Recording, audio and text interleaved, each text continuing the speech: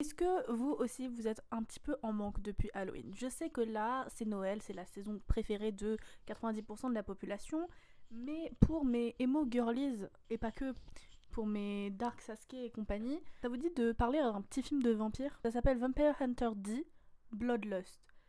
Alors c'est pas nouveau, vraiment pas. Ça a presque le même âge que moi. Et c'est l'adaptation cinématographique d'une série de romans qui est encore en cours apparemment, actuellement. Et si vous aimez les vampires classiques à la Dracula ou à la Carmilla, c'est vraiment fait pour vous. J'ai vu ce film au Festival international du film fantastique à Paris, passe en ce moment au Max Linder Panorama. Et en gros, c'est l'histoire d'un chasseur de vampires qui lui-même est à moitié vampire. Mais c'est accepté, c'est pas un obstacle, genre c'est pas un secret, il est à moitié vampire et c'est relativement ok. Et donc il est engagé parce que il y a un daron et son fils qui disent ouais notre sœur, enfin ma sœur, ma fille, elle a été enlevée dans la nuit. Voilà, il faut aller la récupérer. Chasse le vampire et récupère ma sœur. Jusque là, un truc classique. Et puis du coup, il va chasser le vampire, il va essayer de récupérer la meuf. Et puis s'il réussit pas, faut voir le film. C'est un film qui est très beau. C'est un film qui est fait en animation. C'est de l'animation japonaise.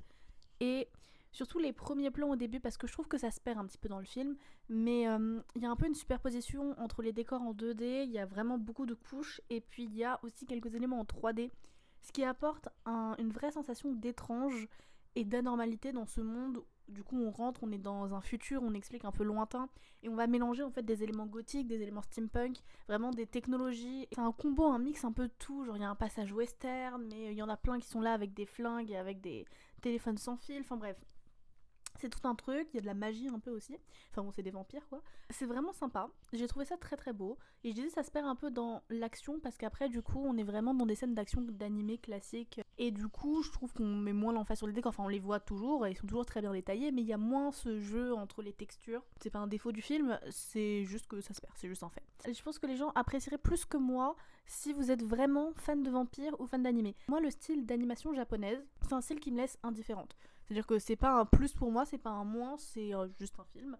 Et pareil pour les vampires, j'aime bien la vibe vampire, mais c'est pas le truc qui me... Voilà.